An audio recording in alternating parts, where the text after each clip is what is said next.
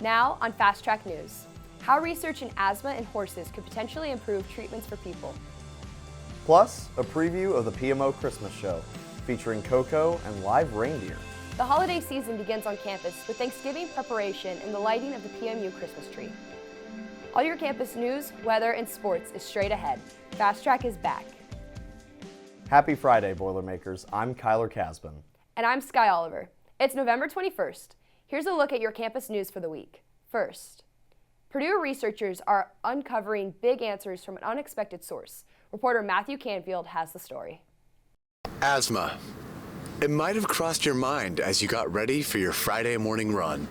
But what you may not have realized is that right here in the greater Lafayette area, research is being conducted to find out what is the root cause of horse asthma. Horse asthma is prevalent amongst the majority of America's horses, and 14% have it severely. Purdue researchers are gathering insight toward the triggers that coincide with the very food horses will be consuming as the winter months are approaching. What is triggering asthma the most is dust in horses' environment. And unfortunately for horses, a lot of that exposure to dust happens when they eat their favorite food, which is hay. The Equine Sports Medicine Center at the edge of campus utilizes equipment to examine results from research experiments and help horse owners diagnose medical complications by appointment. Small changes can make a big difference when it comes to feeding hay to protect from dust. If you feed the hay in a hay net or a rack, up at nose level versus feeding that same hay on the ground, they're exposed to 3 to 4 times more dust when they're eating it in the hay net or in the rack. I'm Matthew Canfield, reporting from the greater Lafayette area. Have a great Friday and quit horsing around. And what will the weather be like over Thanksgiving break? Meteorologist Shri Balasubramanian is here with a first look at the forecast. Hello Boilermakers, happy Friday and hope you're looking forward to the upcoming Thanksgiving weekend, whether you're spending it at home or traveling. Here's how the weather's looking like today. So we've got a high of 54 degrees and a low of 44 degrees and looking at pretty cloudy weather throughout the day. So earlier in the day, we started out with a temp of 49 degrees, then heading a little bit cooler at 6 a.m. with 48. Later today, we're getting a little bit warmer with 52 degrees and then going down a little bit at 49 and then ending off the day at our lowest temp of 44 degrees. Overall, it's looking like a pretty cloudy day for us here in West Lafayette. We'll be back with a look into the weekend and what you can expect on Thanksgiving. If you have any extra or unwanted trash lying around this Saturday, November 22nd, the Purdue student government is having a Thanksgiving throwout. This reuse and recycle drive is a way to celebrate the holidays and the giving season with the PSG Sustainability Committee. The drive runs from 11 a.m. until 3 p.m. at Memorial Mall. In case of rain, the backup location is Kroc Lobby. You can bring many items such as batteries, clothes, medicine bottles, books, plastic bags, notebooks, and plenty more as seen on the screen. Still ahead, from real reindeer to hot cocoa, we're taking you to a holiday event bringing Christmas magic to Purdue.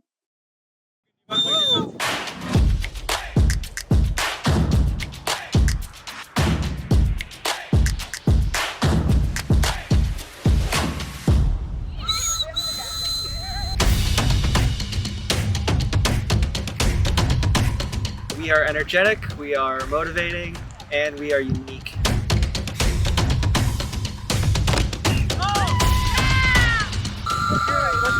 I don't think you can beat Quidditch. Move up, hammer down!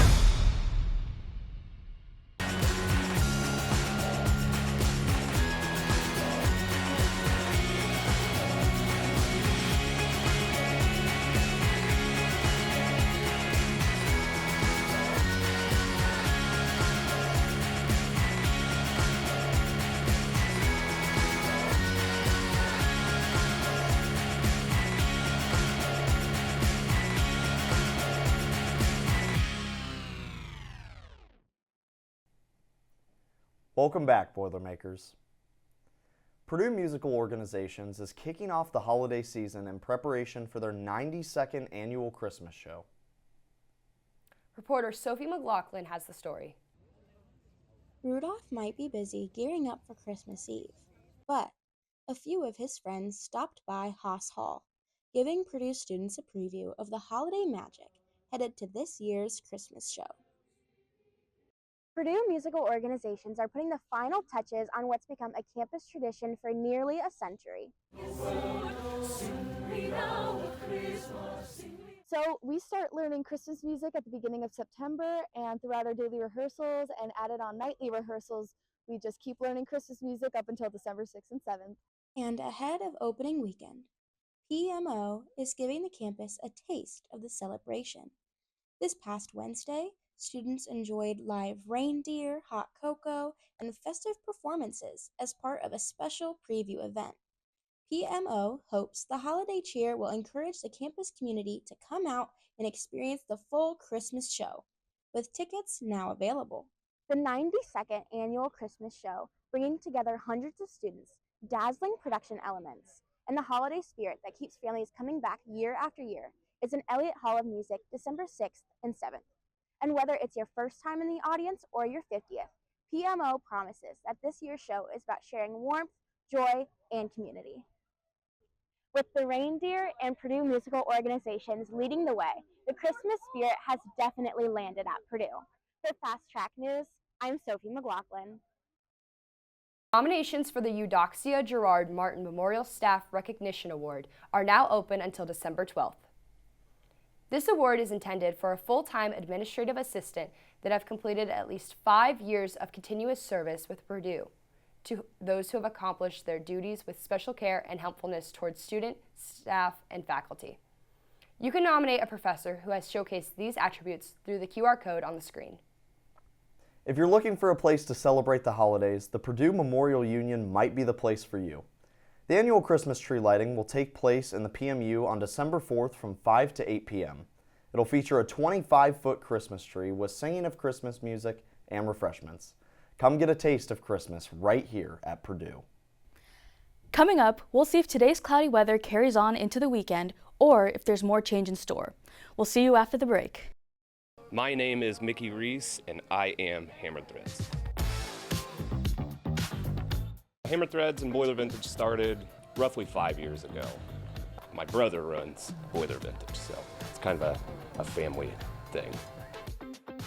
I think people enjoy seeing graphics or pieces that are no longer made or they haven't seen before.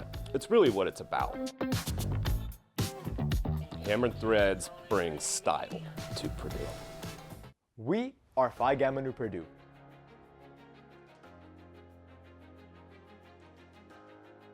Our 3 pillars are professionalism, philanthropy, and social. My favorite part about PGN is definitely all the ways I've been able to grow professionally, where it's through networking events, philanthropy events, resume reviews, etc. My favorite thing about PGN is definitely the sense of community here. Everyone is so welcoming, and it truly makes me feel important.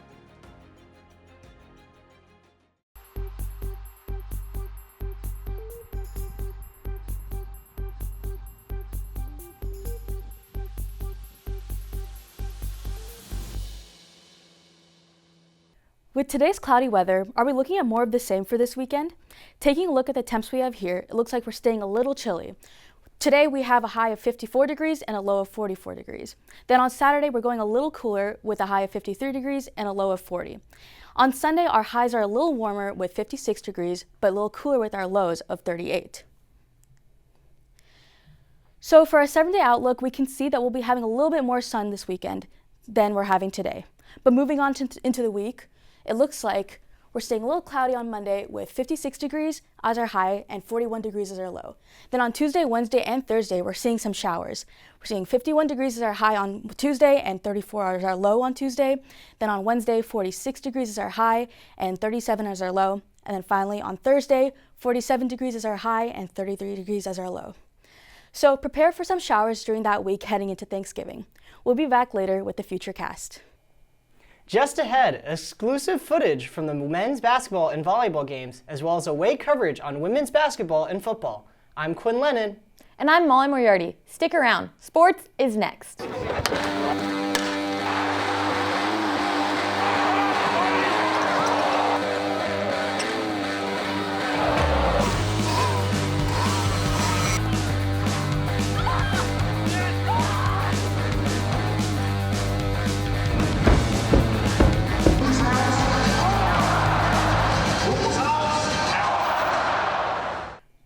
men's basketball hosted Akron at Mackey this past Sunday.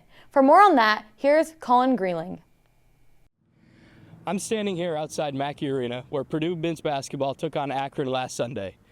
The Boilers have started out the season hot after a road victory versus number 8 Alabama and a home victory versus Akron propelled them back to the top spot in the AP poll. The Boilers are undefeated at 4-0 after victories versus Evansville and Oakland previously in the year. The Mackey faithful packed the stand Sunday night to watch their Boilermakers take the court versus Akron. Since his return last week versus Alabama, Trey Coffman-Wren has made a major impact with back-to-back double-doubles. Braden Smith and Oscar Clough also had double-doubles Sunday night, making 3 on the night for Purdue for the first time since 2022. Coffman-Wren and Smith have both been selected for the Wooden Award watch list, as well as preseason All-Americans for Purdue. The Boilers were strong all around on Sunday, with 9 different players scoring and 5 reaching double digits in a 97-79 win. I mean, I think it's really expected. I mean, we have great players coming off the bench. So I mean, obviously, it makes us a really, really good basketball team. When the starters can come out and the bench crew can come in, and you know we go up even more points. That's what you want to see. I mean. Head coach Matt Painter reached 500 career wins on Sunday, with 25 at Southern Illinois and 475 of them right here at Purdue, becoming the 16th active coach to reach that milestone. Sunday's win also marks the 35th straight non-conference win at Mackey Arena for the Boilers. Here's what Coach Painter had to say following the win over Akron about the culture and players he has here in West Lafayette. Trying to go from one game to the other, I think is really hard after you have such an emotional big win on the road like we had. So to see these guys, come out and. On Tuesday night, the Boilermakers women's basketball team hit the road for a matchup with number 20 Kentucky. Even though the final score didn't go Purdue's way, the team continued to show real signs of growth early in the season. Kentucky set the tone early with a strong first half, eventually taking a 76-35 win. But throughout the night, Purdue fought to find their rhythm and stayed engaged on both ends of the floor. And I think it's going to continue to evolve and get better because we have a group that wants to evolve and get better. And as long as they still are hungry to learn and grow together, I like this group because we got some kids who can score the basketball. With this loss, Purdue is now 2-2 on the season, but the foundation continues to grow. Up next, the Boilermakers returned home to face Miami of Ohio on Sunday, November 23rd, looking to build off the positive moments from this week. Purdue cross country wrapped up the 2025 season this past Friday at the NCAA Great Lakes Regional Championships in Evansville, highlighted by 2 all-regional performances from Douglas Buckridge and Nathan Walker. On the men's side, Buckridge led the Boilers once again, placing 20th in 30 minutes and 27 seconds, and finishing as Purdue's top scorer all 5 meets this year. He's a 2-time all-regional honoree after a runner-up finish last season. Nathan Walker capped his Purdue cross-country career in 21st, earning his first all-region honor after a standout career that includes 2 second-team All-Big Ten selections. Nereus White continued his rise with a 43rd place finish, improving 35 spots from last season, while Jason Polydorus 70th and Kiefer Bell 77th rounded our Purdue's top 5. The men finished 8th overall out of 30 teams. For the women, Lauren Payer led Purdue in 93rd, marking the second time she's led the squad this year. Elise Peckinpah 101st, Sophie Munoz 111th, Julia Ekonomu 121st, and Elizabeth Butler 136th completed the scoring with strong finishes in a competitive field. With the regional meet complete, Purdue now shifts focus to the upcoming track and field season ahead. The Boilermakers went on the road to Seattle last weekend to face the Washington Huskies in their final road game of the season. Spencer Porth had just about the only offensive highlights on the game, where he converted a field goal from 53 yards out, which made it the 3rd longest in Purdue's history. Defensively, on the first drive for Washington, the Husky center snapped the ball over their quarterback's head, leading to Breon Ishmael recovering his first fumble of the season. The Boilermaker defense has caused 6 turnovers in the past 6 games. There's certainly not a lot that I could add to that other than from coaching all the way down to playing and executing, we got whooped. And any way you slice it or dice it in all three phases, plus coaching, we got our tails kicked. And didn't see it coming. Shocked as I sit here and think about how we started the game, how we were throughout the course of the game. Very, very disappointing. And obviously, we took a step back today, and it was a big step. Purdue returns home to face the second-ranked Indiana in the Old Oaken Bucket game on Black Friday, November 28th at 7:30 p.m. Purdue men's and women's swim and dive team hit the road this week, traveling to Columbus, Ohio to compete in the Ohio State Invitational. The 5-day meet runs from Tuesday, November 18th through Friday, November 21st. As of now, results are in from Tuesday's event. After day one, the Purdue women sit 5th out of 9 teams. The Boilermakers' top finish of the night came in the 800-yard freestyle relay, where Laura Phipps, Caitlin Hurley, Adele Sands, and Kate Mauser placed 4th. On the men's side, Purdue is currently 7th out of 8 teams. The men recorded a 7th place finish in the 800-yard freestyle relay from Evan Maxey, Alexander Cole, Blake Rowe, and Dylan Burrow. We wish the Boilermakers the best of luck as they continue competing over the next 3 nights. Purdue's men's tennis doubles team of Alexa Krivo-Kopich and Maj Premzel is heading to Orlando, Florida to compete in the NCAA tennis doubles tournament at the USTA National Campus, November 19th to the 23rd.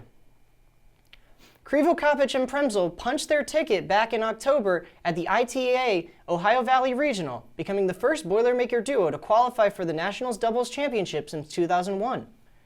They're just one of 32 pairs in this year's fields. They opened play in the round of 32 on the 19th against South Carolina. The tournament features 1 round each day, culminating with the national title on Sunday, November 23rd. Every match will be streamed live on ESPN+.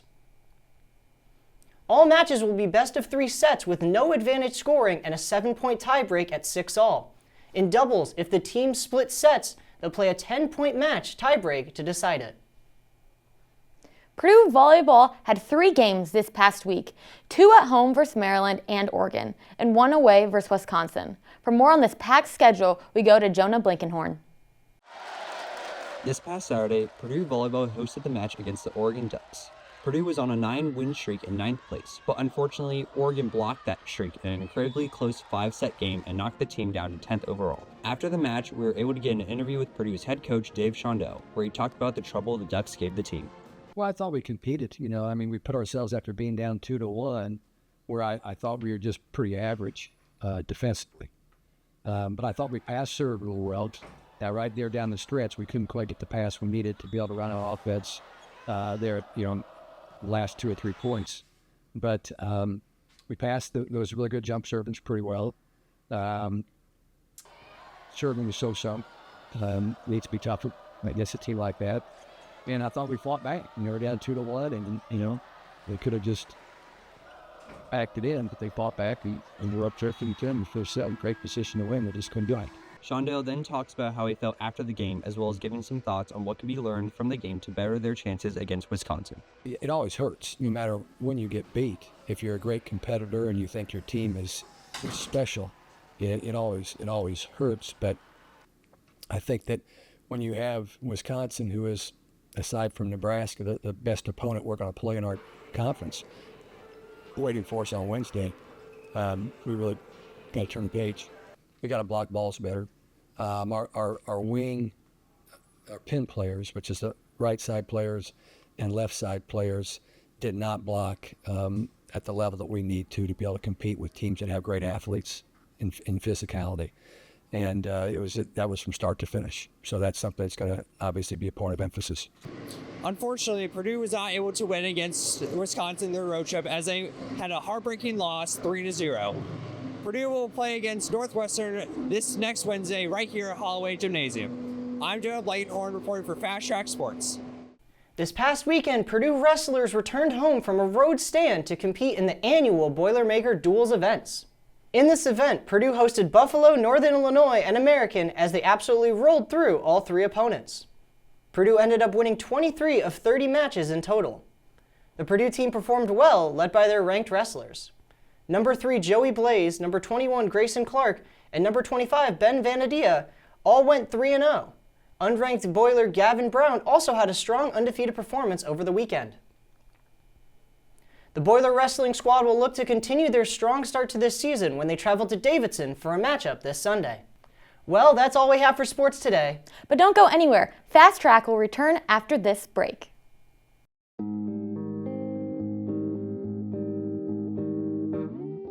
I love contact improv because it gives me a space to come in and reset my mental capacity. Like I always leave, like even though I'm tired, mentally I feel much freer.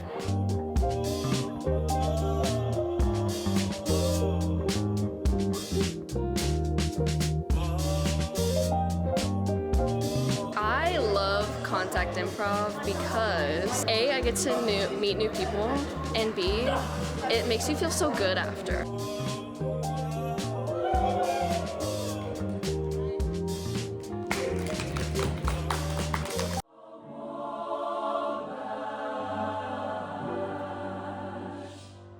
I love U Choir because it's what gave me a home on campus. I didn't know anyone, but nowhere made me feel as welcomed and loved as the moment I walked into this room and stood on those risers.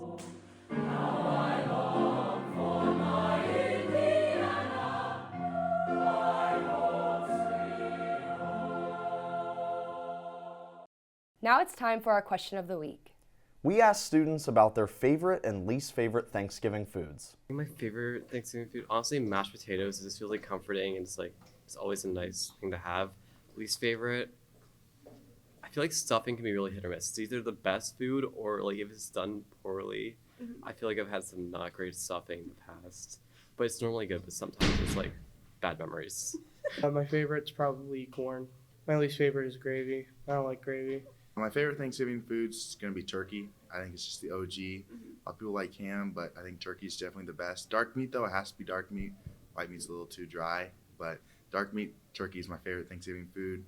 Least favorite's that cranberry jelly stuff. My family loves it, but I just can't really stand it, don't really like it. I would say that my favorite is a raspberry jello salad. It's so good. It has like little pineapple bits in it. It's so good. I'd have to go on candied yams. Like the taste of sweet potato and yam, and then like when you have the cinnamon sugar and marshmallow in it too. Candied yams. With stuffing, I think stuffing can be very iffy depending on how you make it. Looking here, we're seeing that there's not much precipitation coming our way this weekend, though we're definitely going to be expecting some coming up as the week goes on. So make sure you're dressed for the rain and the colder weather. Now, if you're planning on traveling during Thanksgiving break, here's how the weather is going to be looking like in a few different cities. So in Chicago, we're seeing partly cloudy weather with a high of 40 and low of 36. In Cincinnati, a high of 50 and 38, and both of these are going to be partly cloudy as well. Then at Evansville, we're seeing sunny weather with a high of 49 and a low of 37. And then Milwaukee looks like we're cloudy weather with a high of 38 and a low of 27. So I'd recommend staying a little bit more bundled up if you're heading over there. Then over onto our west coast, we have Los Angeles with partly cloudy weather, high of 72 and a low of 50. Now going to Atlanta, it looks like we have partly cloudy weather with a high of 63 and a low of 46. And then New York City, we have partly cloudy weather with a high of 52 and a low of 44. But if you're staying in town for the weekend and don't feel like preparing for the rain, it might be time to enjoy the indoors and have a happy Thanksgiving. Make sure to stay prepared for the weather to come. That's all for your campus news this week. Have a great weekend and Thanksgiving break, Boilermakers.